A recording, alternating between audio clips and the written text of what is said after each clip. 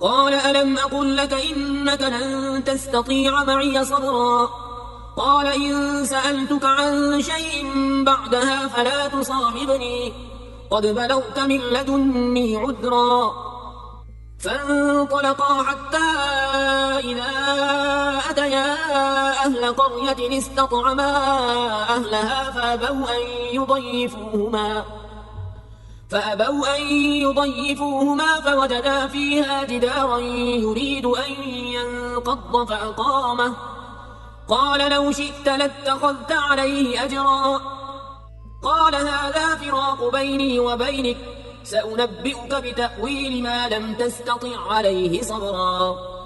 أما السفينة فكانت لمساكين يعملون في البحر فأردت أن أعيبها وكان وراءهم ملك يأخذ كل سفينة غصبا. وأما الغلام فكان أبواه مؤمنين فخشينا أن يرهقهما طغيانا وكفرا، فأردنا أن يبدلهما ربهما خيرا منه زكاة وأقرب رحما. وأما الجدار فكان لغلامين يتيمين في المدينة وكان تحته كنز لهما وكان أبوهما صالحا، فأراد ربك أن يبلغا أشدهما ويستخرجا كنزهما رحمة من ربك، وما فعلته عن أمري، ذلك تأويل ما لم تسطع عليه صبرا. ويسألونك عن ذي القرنين قل سأتلو عليكم منه ذكرا. إنا مكنا له في الأرض وآتيناه من كل شيء سببا فأتبع سببا، حتى إذا بلغ مغرب الشمس وجدها تغرب في عين حمئة ووجد عندها قوما. قلنا يا ذا القرنين إما أن تعذب وإما أن تتخذ فيهم حسنا. قال أما من ظلم فسوف نعذبه ثم يرد إلى ربه فيعذبه عذابا نكرا. وأما من آمن وعمل صالحا فله جزاء الحسنى وسنقول له من أمرنا يسرا. ثم أتبع سببا حتى إذا بلغ مطلع الشمس وجدها تطلع على قوم لم نجعل لهم من دونها سترا. كذلك وقد أحطنا بما لديه خبرا. ثم أتبع سببا حتى إذا بلغ بين السدين وجد من دونهما قوما لا يكادون يفقهون قولا. قالوا يا ذا القرنين إن يأجوج ومأجوج مفسدون في الأرض فهل نجعل لك خرجا على أن تجعل بيننا وبينهم سدا.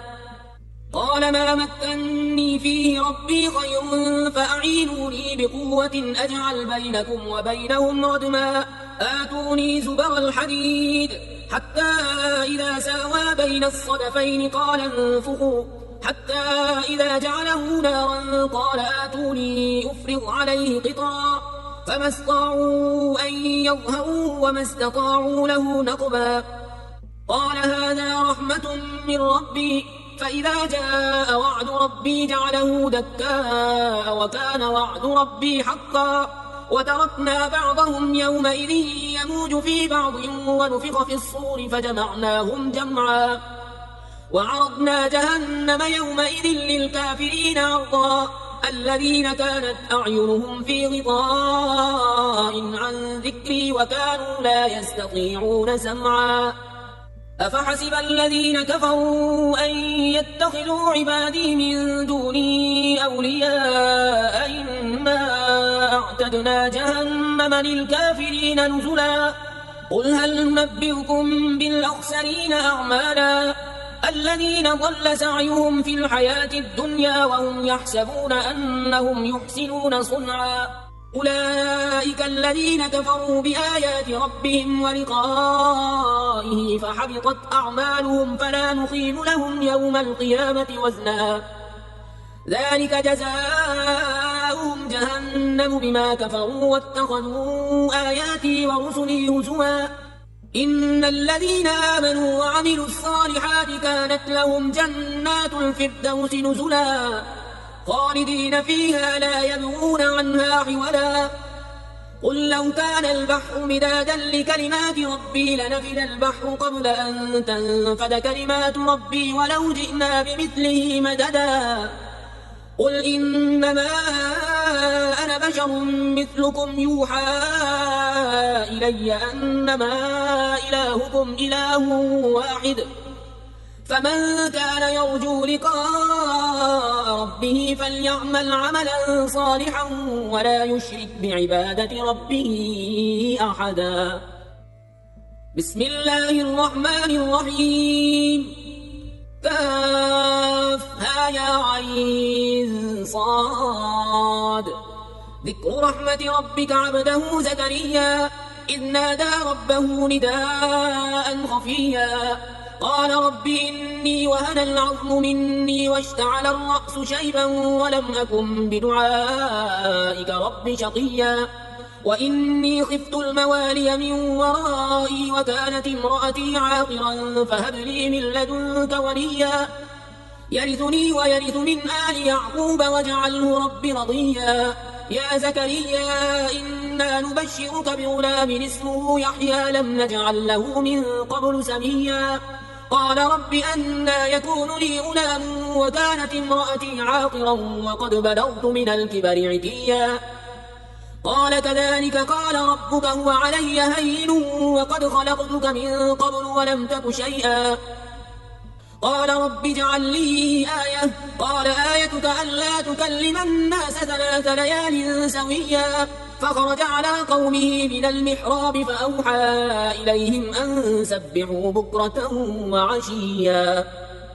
يا يحيى خذ الكتاب بقوة وآتيناه الحكم صبيا وحنانا من لدنا وزكاة وكان تقيا وبرا بوالديه ولم يكن جبارا عصيا وسلام عليه يوم ولد ويوم يموت ويوم يبعث حيا واذكر في الكتاب مريم إذ انتبذت من أهلها مكانا شرقيا فاتخذت من دونهم حجابا فأرسلنا إليها روحنا فتمثل لها بشرا سويا قالت إني أعوذ بالرحمن منك إن كنت تقيا قال إنما أنا رسول ربك لأهب لك غلاما زكيا قالت أنى يكون لي غلام ولم يمسسني بشر ولم أك بغيا قال كذلك قال ربك هو علي هين ولنجعله آية للناس ورحمة منا وكان أمرا مقضيا فحملته فانتبذت به مكانا قصيا فأجاءها المخاض إلى جذع النخلة قالت يا ليتني مت قبل هذا وكنت نسيا منسيا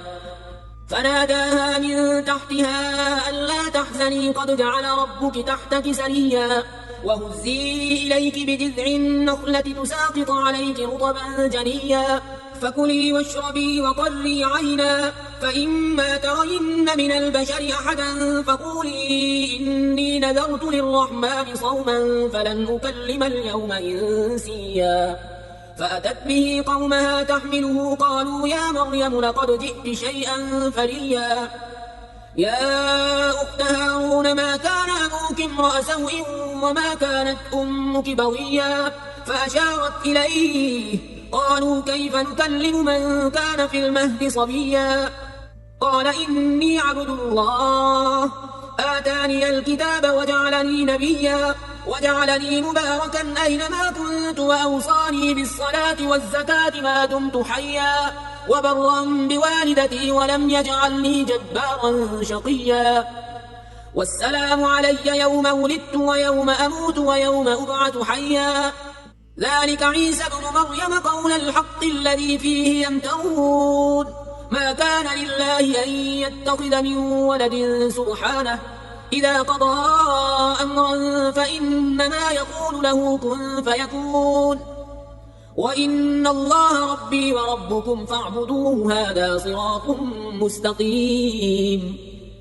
فاختلف الأحزاب من بينهم فويل للذين كفروا من مشهد يوم عظيم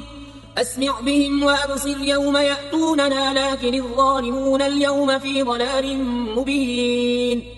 وأنذرهم يوم الحسرة إذ قضي الأمر وهم في غفلة وهم لا يؤمنون إنا نحن نرث الأرض ومن عليها وإلينا يرجعون واذكر في الكتاب إبراهيم إنه كان صديقا نبيا إذ قال لأبيه يا أبت لم تعبد ما لا يسمع ولا يبصر ولا يغني عنك شيئا يا أبت إني قد جاءني من العلم ما لم يأتك فاتبعني أهدك صراطا سويا يا أبت لا تعبد الشيطان إن الشيطان كان للرحمن عصيا يا أبت إني أخاف أن يمسك عذاب من الرحمن فتكون للشيطان وليا قال أراغب أنت عن آلهتي يا إبراهيم لئن لم تنته لأرجمنك واهجرني مليا قال سلام عليك سأستغفر لك ربي إنه كان بي حفيا وأعتزلكم وما تدعون من دون الله وأدعو ربي عسى ألا أكون بدعاء ربي شقيا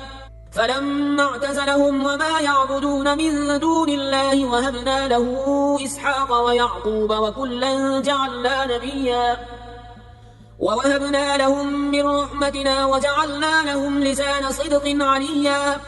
واذكر في الكتاب موسى إنه كان مخلصا وكان رسولا نبيا وناديناه من جانب الطور الأيمن وقربناه نجيا ووهبنا له من رحمتنا أخاه هارون نبيا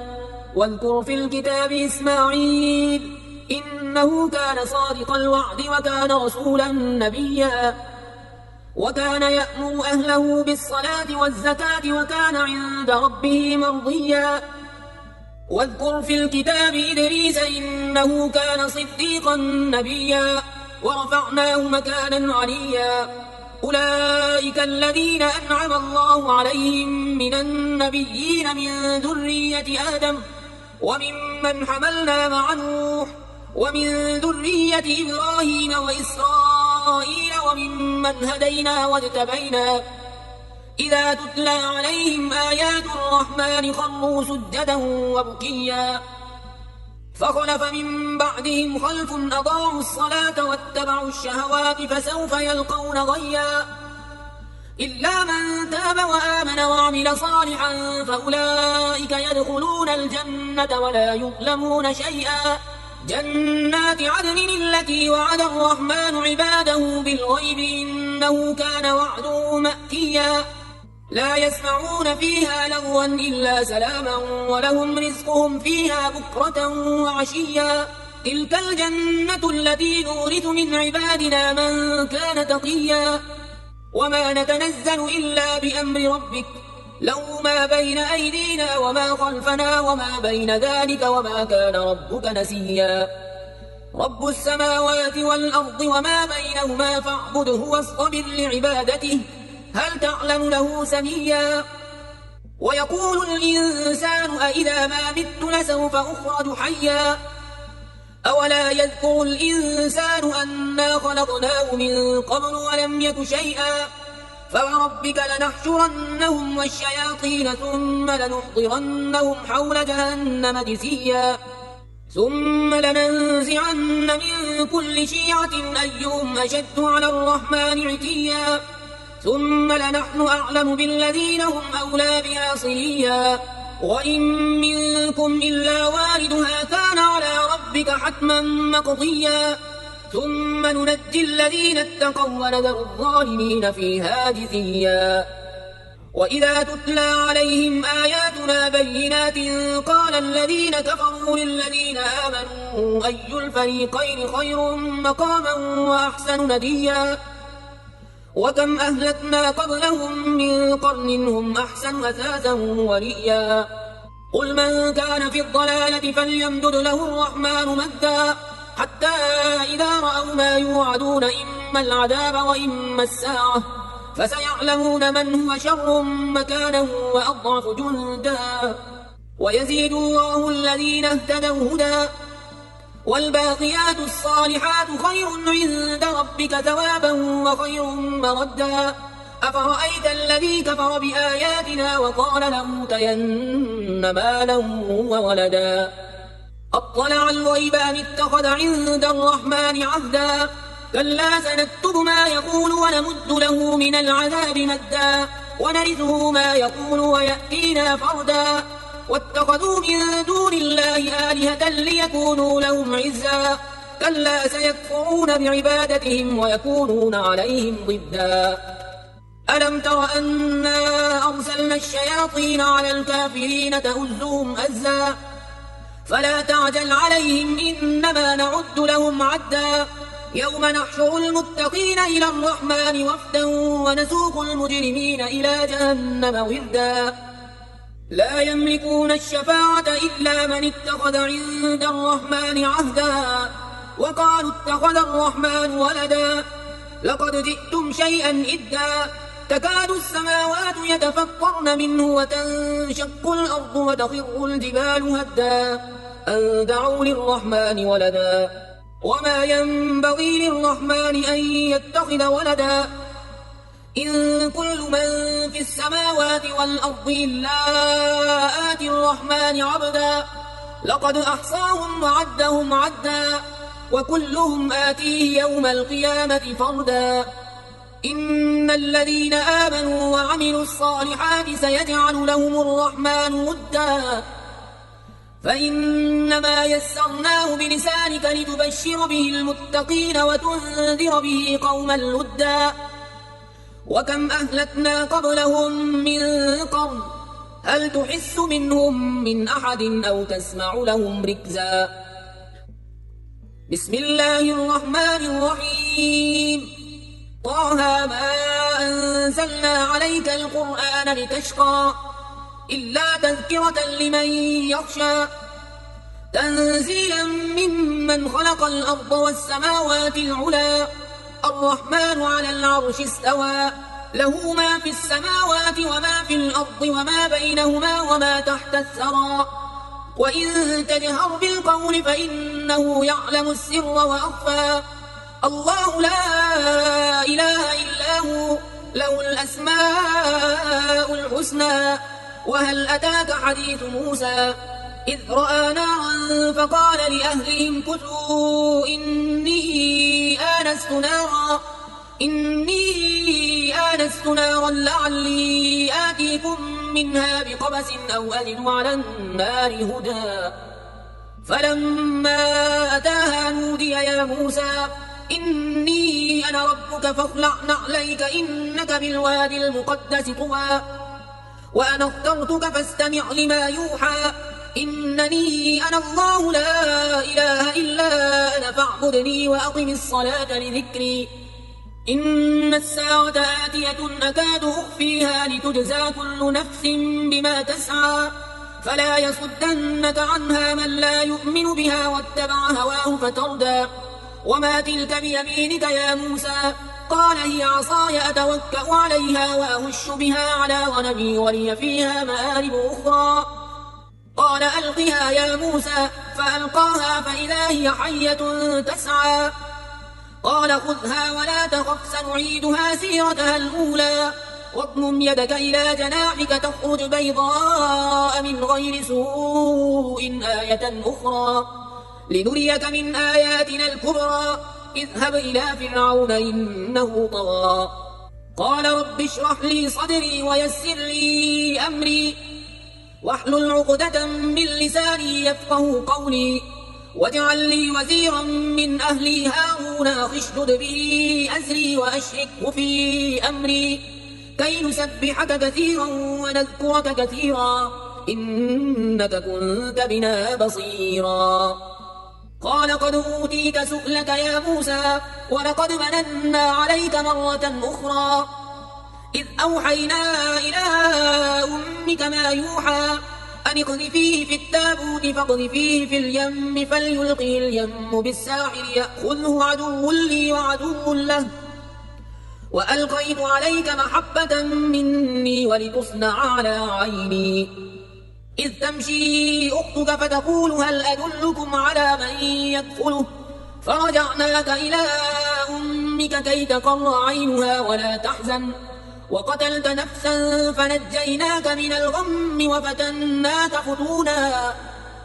فلبثت سنين في أهل مدين ثم جئت على قدري يا موسى واصطنعتك لنفسي اذهب أنت وأخوك بآياتي ولا تنيا في ذكري اذهبا إلى فرعون إنه طغى فقولا له قولا لينا لعله يتذكر أو يخشى قالا ربنا إننا نخاف أن يفرط علينا أو أن يطغى قال لا تخافا إنني معكما أسمع وأرى فأتياه فقولا إنا رسولا ربك فأرسل معنا بني إسرائيل ولا تعذبهم قد جئناك بآية من ربك والسلام على من اتبع الهدى إنا قد أوحي إلينا أن العذاب على من كذب وتولى قال فمن ربكما يا موسى قال ربنا الذي أعطى كل شيء خلقه ثم هدى قال فما بال القرون الأولى قال علمها عند ربي في كتاب لا يضل ربي ولا ينسى الذي جعل لكم الأرض مهدا وسلك لكم فيها سبلا وأنزل من السماء ماء فأخرجنا به أزواجا من نبات شتى كلوا وارعوا أنعامكم إن في ذلك لآيات لأولي النهى منها خلقناكم وفيها نعيدكم ومنها نخرجكم تارة أخرى ولقد أريناه آياتنا كلها فكذب وأبى قال أجئتنا لتخرجنا من أرضنا بسحرك يا موسى فلنأتينك بسحر مثله فاجعل بيننا وبينك موعدا لا نخلفه نحن ولا أنت مكانا سوى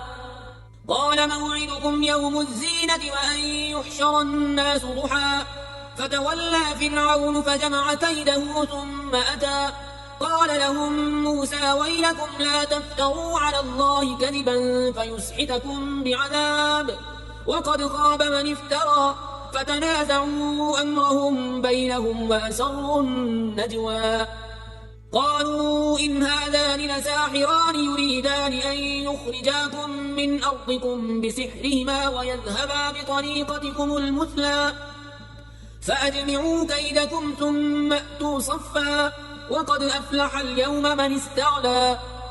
قالوا يا موسى إما أن تلقي وإما أن نكون أول من ألقى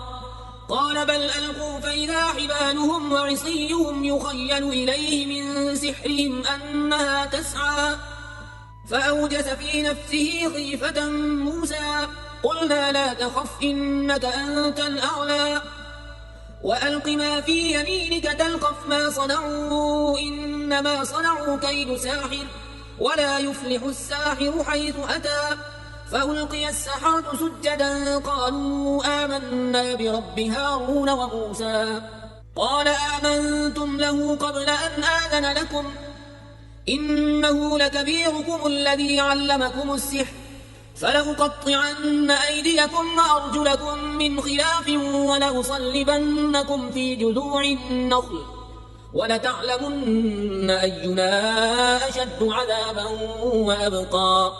قالوا لن نؤثرك على ما جاءنا من البينات والذي فطرنا فاقض ما أنت قاض إنما تقضي هذه الحياة الدنيا إنا آمنا بربنا ليغفر لنا خطايانا وما أكرهتنا عليه من السحر والله خير وأبقى إنه من يأت ربه مجرما فإن له جهنم لا يموت فيها ولا يحيا ومن يأته مؤمنا قد عمل الصالحات فأولئك لهم الدرجات العلى جنات عدن تجري من تحتها الأنهار خالدين فيها وذلك جزاء من تزكى ولقد أوحينا إلى موسى أن أسر بعبادي فاضرب لهم طريقا في البحر يبسا لا تخاف دركا ولا تخشى فأتبعهم فرعون بجنوده فغشيهم من اليم ما غشيهم وأضل فرعون قومه وما هدى يا بني إسرائيل قد أنجيناكم من عدوكم وواعدناكم جانب الطور الأيمن ونزلنا عليكم المن والسلوى كلوا من طيبات ما رزقناكم ولا تطغوا فيه فيحل عليكم غضبي ومن يحلل عليه غضبي فقد هوى وإني لغفار لمن تاب وآمن وعمل صالحا ثم اهتدى وما أعجلك عن قومك يا موسى قال هم أولئك على أثري وعجلت إليك رب لترضى قال فإنا قد فتنا قومك من بعدك وأضلهم السامري فرجع موسى إلى قومه غضبان آسفا قال يا قوم ألم يعدكم ربكم وعدا حسنا أفطال عليكم العهد أم أردتم أن يحل عليكم غضب من ربكم فأخلفتم موعدي قالوا ما أخلفنا موعدك بملكنا ولكننا حملنا أوزارا من زينة القوم فقذفناها فكذلك ألقى السامري فأخرج لهم عجلا جسدا له خوار فقالوا هذا إلهكم وإله موسى فنسي أفلا يرون ألا يرجع إليهم قولا ولا يملك لهم ضرا ولا نفعا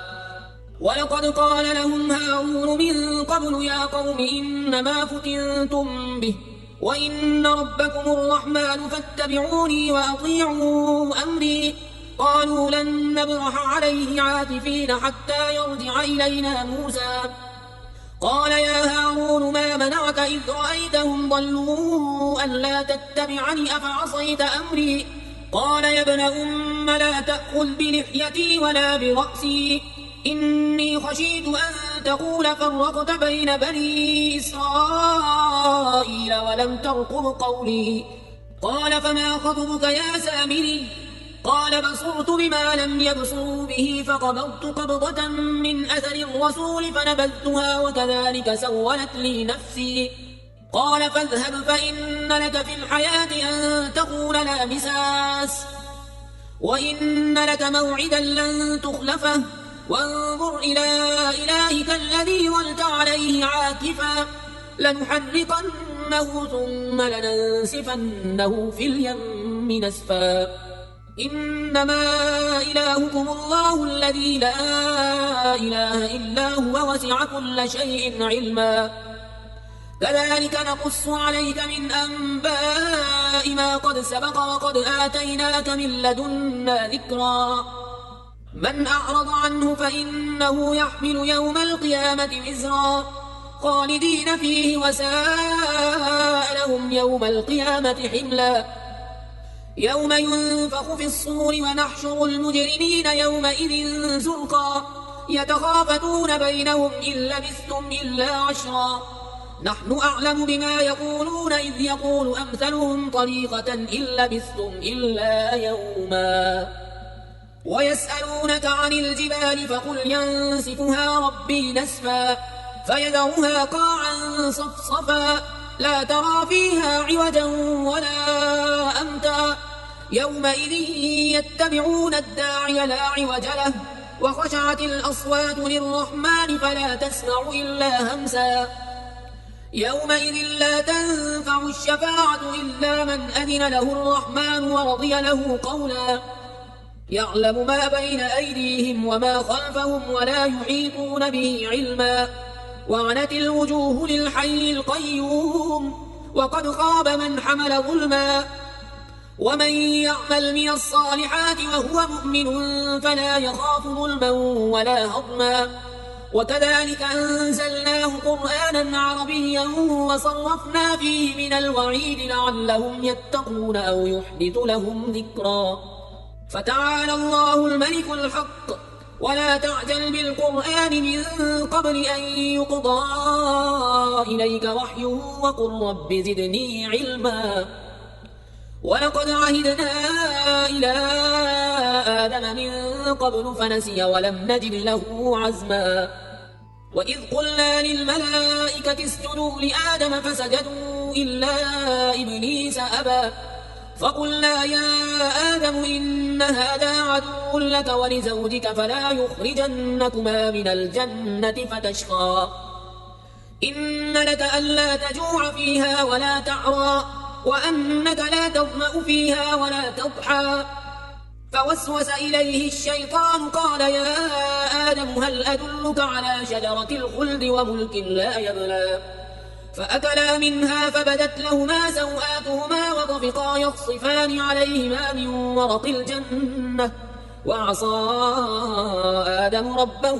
فغوى ثم اجتباه ربه فتاب عليه وهدى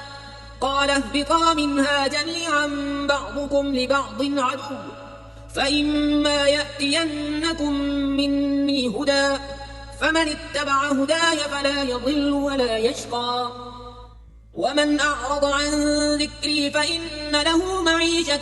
ضنكا ونحشره يوم القيامة أعمى قال رب لم حشرتني أعمى وقد كنت بصيرا قال كذلك أتتك آياتنا فنسيتها وكذلك اليوم تنسى وكذلك نجزي من أسرف ولم يؤمن بآيات ربه ولعذاب الآخرة أشد وأبقى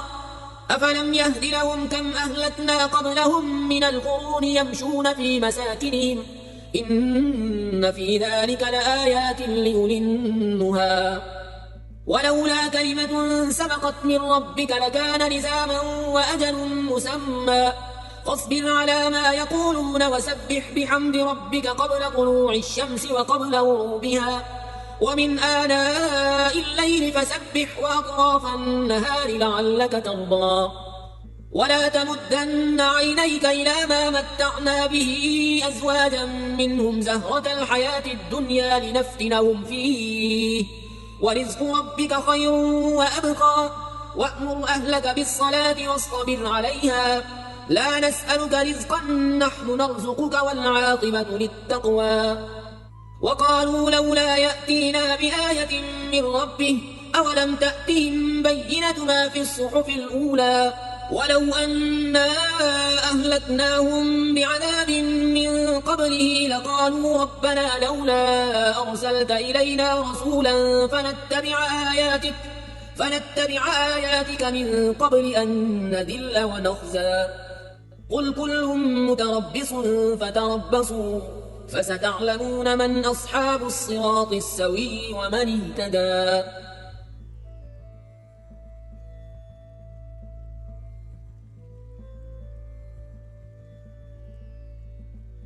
لا إله إلا الله محمد رسول الله لا إله إلا الله محمد رسول الله لا إله إلا الله محمد رسول الله لا إله إلا الله محمد رسول الله لا إله إلا الله محمد رسول الله لا إله إلا الله محمد رسول الله لا إله إلا الله محمد رسول